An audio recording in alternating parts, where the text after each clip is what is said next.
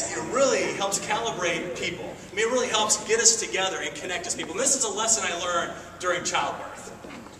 And I'm not going to lie to you, childbirth is painful. The screaming, the yelling, the sobbing, and that was just when I got the bill.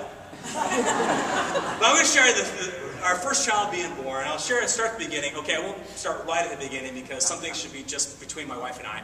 But I'll start 8 months and 30 days into the beginning to August 7th, 1992. I just got back from the gym. It was a Friday.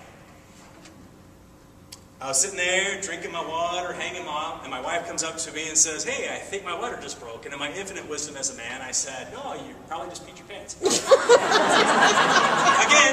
I was wrong. I don't know how this really worked out, because I entered my 20s with no kids and a Camaro, and I exited my 20s with 4 kids and a full-size conversion van. Whole different story.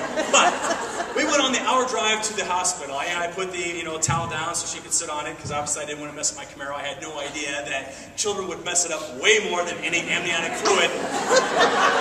We get to the hospital, and I was like the only person that had studied for a pop quiz. Everybody knew what was going on. My wife knew what was going on. The doctor knew what was going on. Knew what was going on. I mean, the candy striper knew what was going on. I mean, I had absolutely no idea what was going on. And you never feel more useless than standing there. It's like, okay, tell her to breathe. Okay, breathe.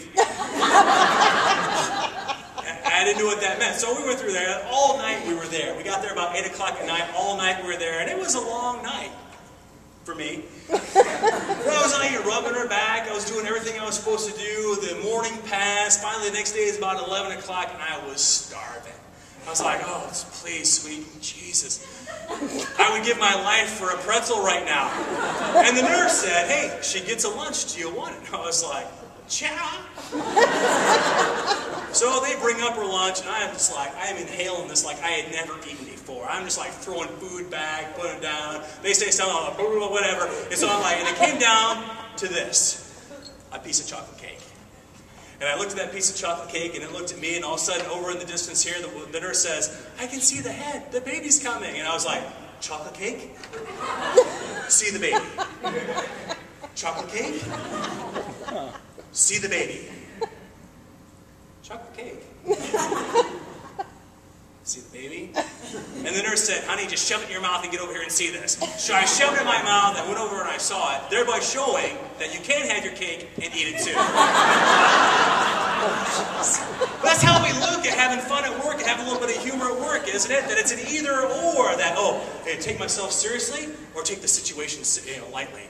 See the humor in the situation or declare the gravity of the situation. That having fun at work, for us as leaders, we need to tell people that it's not an either or, it's an either and. That you can have both, and we can find that. It helps get rid of that stress.